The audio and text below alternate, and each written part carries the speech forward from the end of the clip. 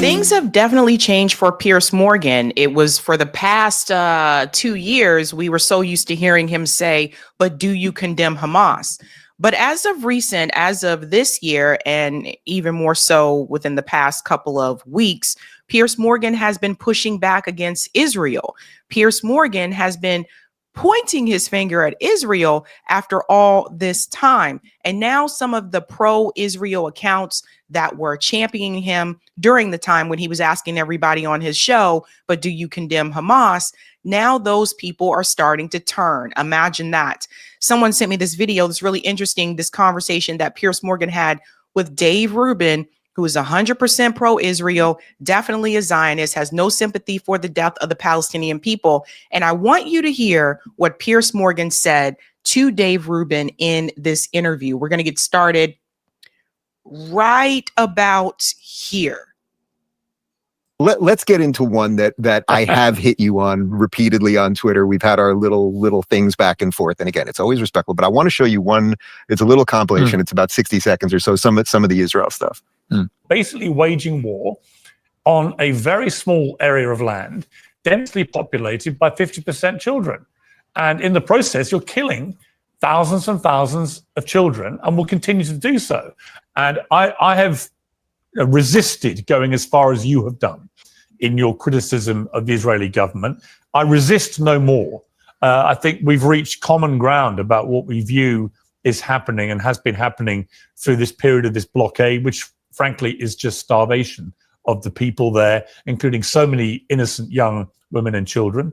And I think that the incessant bombing and killing, and we don't know how many civilians have been killed, but it is on a daily basis. It looks like hundreds of people every day, with no apparent attempt, it seems to me, to have any real plan for how this ends or what happens when it ends. How many children have you killed? Piers, Israel is not killing children. Israel is killing children every single day. Piers, this is a blood label you're putting on Israel. You know it's not true. What? No, it's not actually. And what you're trying to do is be very weaselly with your words. No, I'm not.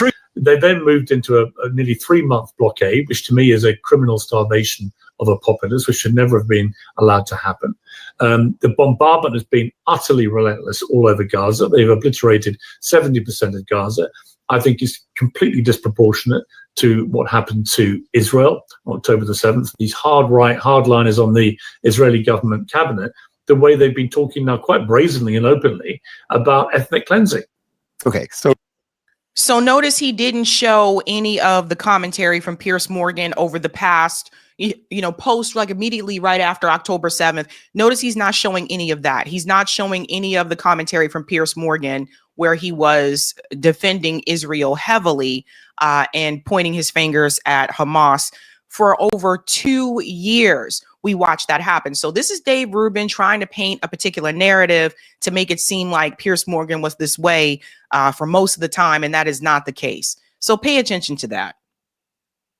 It's weird to even have to show that, and we sit in a room together. Can I make one point about it? Yeah. No, it's actually, I don't mind that at all. I stand by everything I said. Yeah. But it's interesting. You've only shown my rhetoric this year from the 3-month blockade onward. No. So I would say it would be fairer if you'd also shown my passionate defense of Israel. Well, you addressed it. You addressed it there. Which I maintained for a long time, by the way, and used to get absolutely hammered by the pro-Palestinian side in a way that I've since this year had more hammering from the pro-Israeli side. So, well, you addressed it there. That's why we put that clip in. And I think that's just because there has been a shift. That's what I wanted. No question. Right. So I think that is so. First off, you acknowledge that there's been no starvation, correct? No, you don't acknowledge. I don't acknowledge that. Well, there was starvation of the Israeli hostages, but you yes. So where are the videos and images of the starving Gazans? Well, I've seen a lot, but you would dismiss all as fakes. No, I wouldn't. I mean, if you can show me one, I'll tweet it out. Okay, here's my problem with this. Yeah. So the problem is my number one problem with this. Yeah. You can say there's no starvation. I can say there's starvation.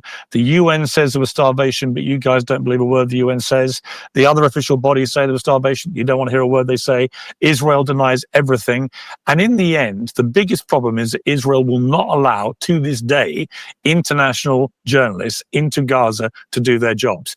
And I keep asking, why is that? Because you and I can... Well, because they're virtually all activists, not journalists. No. So let me tell you something about Dave Rubin for those who are not completely familiar with him. Dave Rubin is an opportunist. Dave Rubin, originally, from what I remembered back in the day, he used to be a part of TYT. He used to be a part of the Young Turks. He was on the progressive, train at that point in time. And then apparently at some point, he realized he could make more money as a conservative commentator, especially considering the fact that he's a member of the LGBTQ community. Somebody approached him at some point and said, hey, you should go solo. You can make a little bit more over here. So, and this has been done to a number of people, the whole why I left the left rhetoric. So Dave Rubin just goes where the money is at, and nobody should take what he says seriously. And I've been talking about this for the longest time. I still remember that day that Dave Rubin interviewed Ben Shapiro, and Ben Shapiro basically condemned Dave Rubin for being LGBTQ, condemned his lifestyle. No, I would not invite you to my wedding, etc. All these different types of things. And Dave Rubin sat there and acted like it was no issue. This guy is an opportunist. Now, knowing that, when you listen to the rhetoric that he has about what's happened to the Palestinian people, yes, kids have been starving in Gaza. We've seen the images, we've seen the videos, and Dave Rubin is one of the people that is going to tell you that's not real, it's fake or whatever. But then he proceeds to say in this conversation with Piers Morgan that, well, the hostages that were in Gaza were starving. So put two and two together, folks. How is it that the hostages in Gaza were starving, but the other Palestinians in Gaza weren't starving? How is that? How is that possible when they're eating the same food? So it's absolutely just unbelievable that people actually believe this line of BS. I don't mean Palestinian journalists. Yeah. I mean international journalists. Yeah. I mean the international. So let in Reuters, let in AP, let in the BBC, let in Sky, let in. Well, let it's in also NBC, a war zone. Let in it's ABC. A war zone. Yeah, but they operate in war zones all over the world. But so when this all ended a few weeks ago, when Trump does this thing, where are all the thousands of starving people? I mean, we're seeing videos of. So this didn't end. You see the narrative that he's pushing, and a lot of people are doing this. This is why I say don't stop talking about Gaza. This is the narrative they're pushing, that it's ended. It has not ended. People are still starving in Gaza. They're still blocking food from entering Gaza. I can see a number of videos of Gazans in tents that have been flooded because of the rains, and they have nowhere to go. This is a full-scale occupation that is happening there. And Dave Rubin is a propagandist. Him, Ben Shapiro, Mark Levin, and that's what they're paid to do. They're not doing this for free. They are paid to push this message. So I would say that Dave Rubin is a part of that segment of the Republican Party that is honestly slowly starting to fade away, because more and more people, even conservatives, are starting to push back and say, no, we cannot support Israel. We can't continue to send them money and resources. We got our own problems here. No, we are not okay with children being killed. You can't sit up there and call yourself the party of family values, and that you care all this stuff about children, and you sit up there and you support the killing of children. So what does Dave Rubin do? Dave Rubin's job is to convince you that kids aren't being killed. His job is to convince you that kids aren't starving. Those things aren't happening. So you can still be a conservative and support Israel. It is absolutely insane. It's wild the way that he has twisted himself into this pretzel, this ridiculous opportunist. Restaurants that are let the journalists in to do their job. But I mean, right now, where are they? These people have phones. How do you know? Live stream. What do you mean? Do you see where they are? Of course, there are plenty of videos. Can't. What do you mean? There are plenty of videos. The media are not allowed to do their jobs, Dave. No. And I have a big problem as a former editor of a national newspaper. But the Gazans have phones, and they're showing videos of. You can say that no Gazan has starved at all. That's entirely your prerogative. Yeah. The reports by almost every official body say the opposite, but you don't believe them. My view is you're entitled to not believe anyone, right? It's fine. I had that thing with Meghan Markle. Didn't believe her either. It cost me my job. However, the best way to get to the truth is let journalists who are used to covering in war zones, let them go in and do their job, particularly now we have the ceasefire. So let them go in. There is a reason the Israeli government is not letting the media in. First of all, there is no ceasefire. We're still seeing videos of Palestinians being killed. Israel's still bombing. There's no ceasefire. So Piers don't even have his whole story straight, but he has come further than he was before in the past. What defense could you have over, not letting the media come into Gaza? Because if this is true, what Dave Rubin's saying, and it's not, and Israel isn't doing these things, then surely they would have no problem with the media coming in to report this. They'd have no problem letting corporate media, especially even corporate media, they don't want to let them in. They would have no problem letting them into Gaza to report what's going on there. They're not letting them in because they don't want you to see it. And I would even go as far as to say it's probably even worse than what we've seen. Israel has turned off communications multiple times in Gaza. They have cut the internet so that they can't get this information out. Now, we've seen this happen before in this world. We've seen it happen before where there were atrocities that were committed against people and they would not allow any journalists to come in because they didn't want you to see what they were doing. It's so obvious. And I fear I know what it is. They are terrified about what the world will uncover. I just think that's just. Well, let him in. I just think there's one way to find out. But there are quite literally, I think, almost 2 million Gazans there. They have phones. They're releasing videos now. They're at restaurants. They're out and about. Why did none of the Hamas fighters, when they're releasing the people, look hungry? A lot of them look fat. They have fresh clothes and fresh haircuts. I've seen lots of images of Palestinians looking hungry. Yeah, and you wouldn't dispute that 20,000 plus children have died, right? So whose fault is that? Because this seems to be the one that most people are annoyed at you about, because you keep saying proportionate. That's the word that has bothered me with this. So what if someone killed your wife and your daughter and kidnapped your son and raped and pillaged your whole community and all that stuff? What would be your proportionate response? Well, you got to get it into. So that's the wrong framing.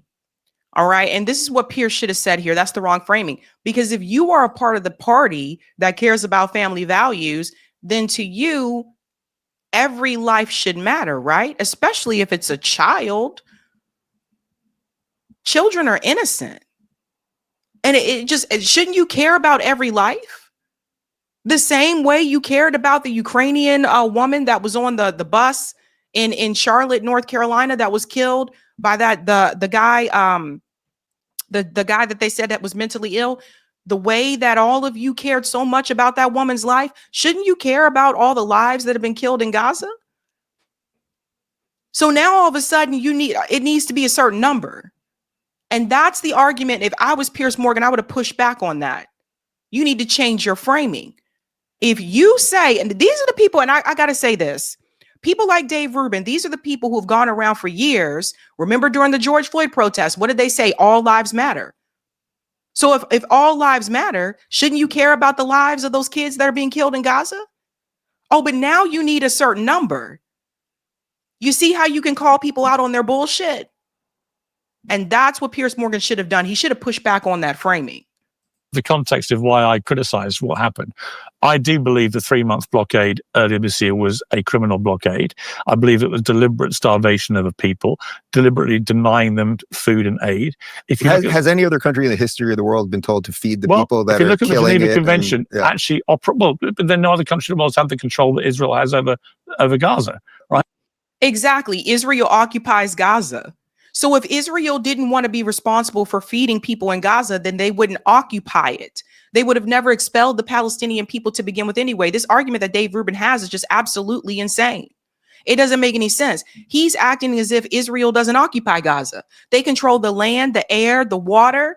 They control everything. They control what food goes into Gaza. They control who gets to come out of Gaza to go to hospital treatments in Israel. They control all of that. That's one of the reasons why you have people in Gaza that are dying from cancer, because Israel gets the right to say, okay, we can allow this person to come into Israel for cancer treatments at the hospital here. Like, it's occupation, it's oppression, but ultimately at the end of the day, it's control.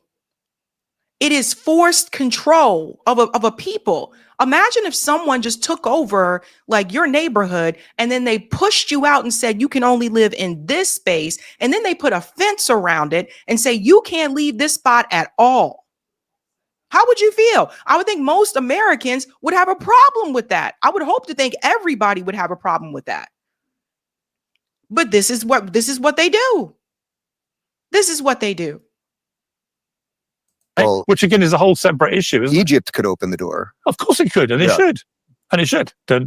Wrong framing. Now you're putting this on Egypt. So does everybody see what Dave Rubin is doing? Now he is trying to take the faults and the behavior, the actions of Israel, and he's trying to put that on Egypt.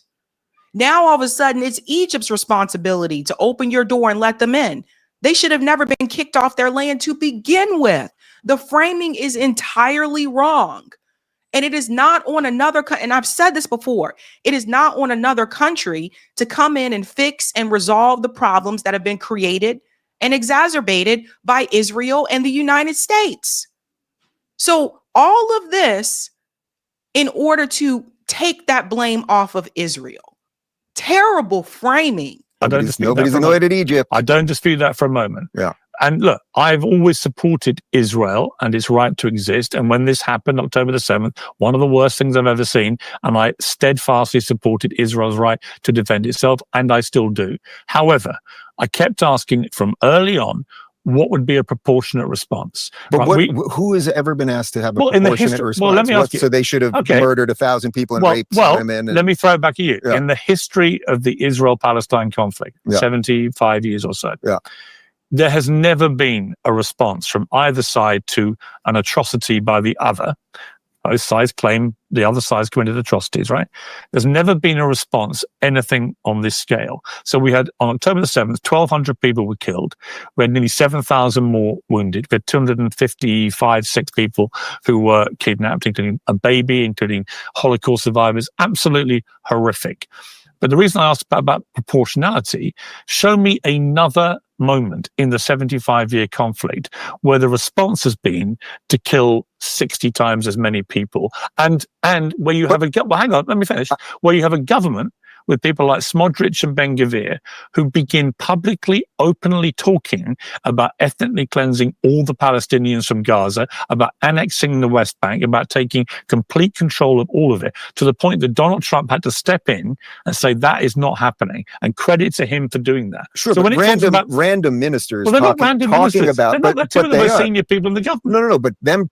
Now all of a sudden they're random, right?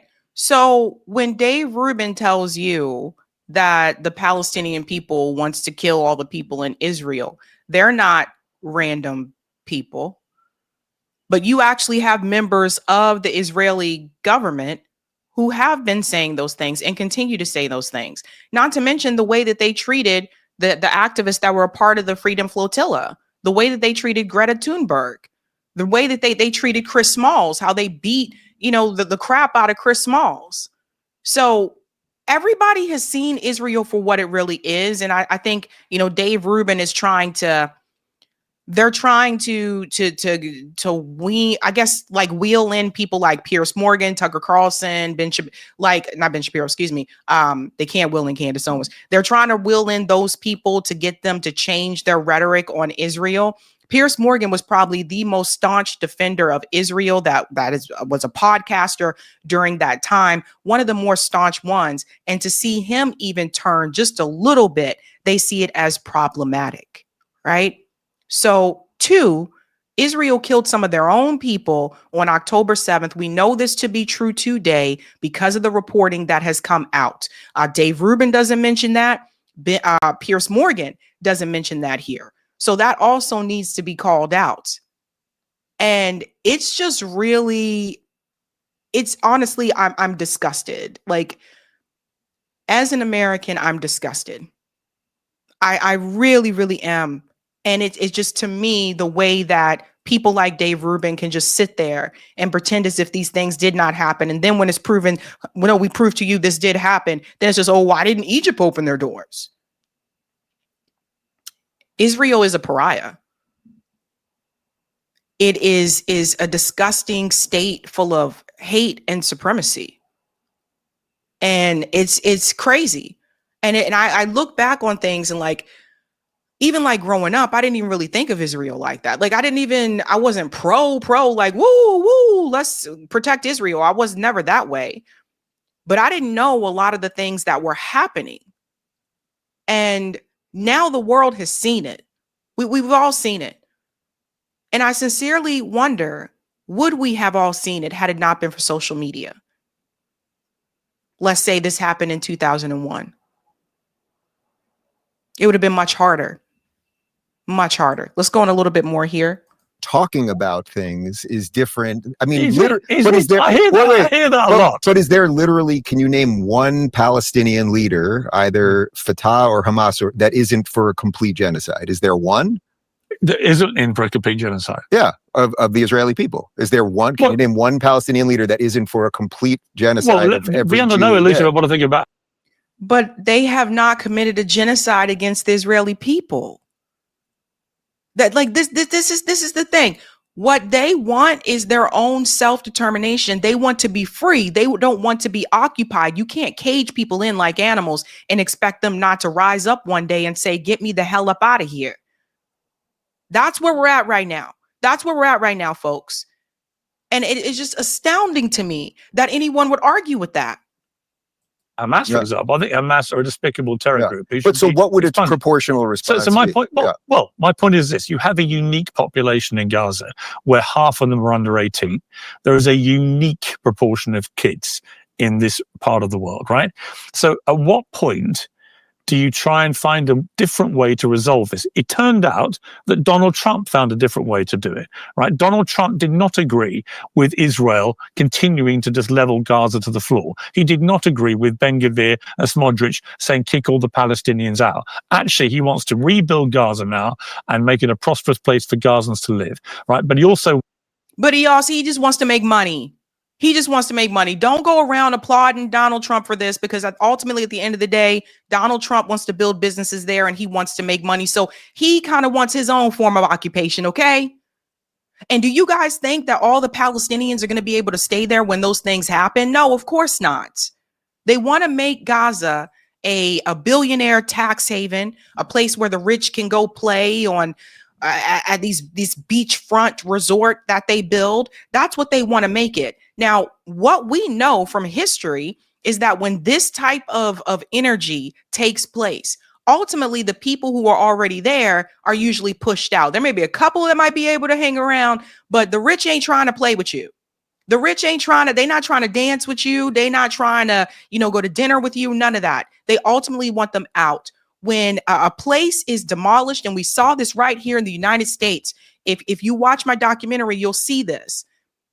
When these neighborhoods, when these places are demolished, flattened, so to speak, and they rebuild, whether it's rebuilding by investors, by the city, etc., ultimately, they build a place that is unaffordable to the people who are already there. You think the Palestinians are going to be able to go to these lavish resorts they want to build in Gaza? Absolutely not. So that means they're going to be, look, if they ain't kicked out, if they're not killed, continue to be killed, then obviously what's going to happen is they'll be priced out. So we see that happen right here in the United States. That has happened for years. So this idea that they're going to create, we're going to create this pretty beautiful Gaza and the Palestinian people will be able to stay. No, they won't, because for those who are still alive, they won't be able to afford it. And ultimately, what they'll do is zone off another part of Gaza, and the Palestinians will be pushed into an even more dense ghetto. We saw these things happen right here in the United States. Talk to people that grew up in the 60s, the 70s, urban renewal, all of these things. We already know the plan. So to pretend to be hopeful about this, Piers is wrong. To pretend to be hopeful about this is delusional. Absolutely delusional.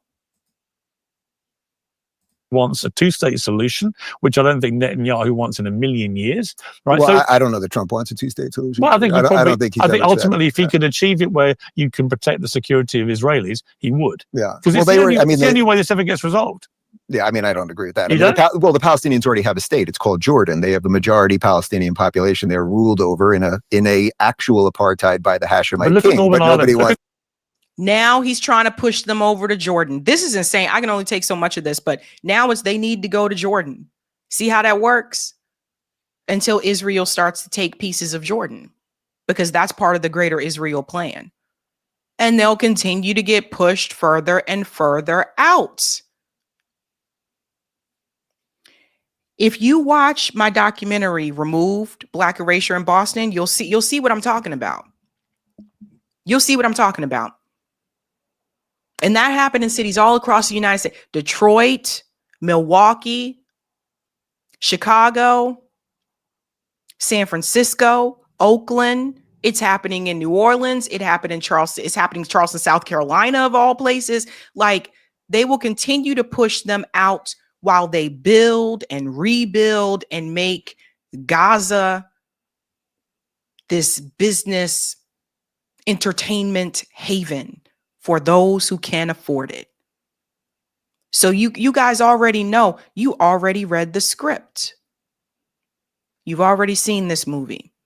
And I think anybody not mentioning what I just told you, anyone hopeful about this rebuild that Trump wants to do, they ultimately haven't paid attention to what is happening right here in the United States. What's interesting about this conversation, though, is the fact that Piers Morgan, Dave Rubin, it's interesting that Piers Morgan's pushback is still, in my opinion, mild. But because he's pushing back at all, they got a problem with him now. Feels cult-like. Hey guys, this was a Sabby clip. If you like what you saw, hit that like button and subscribe.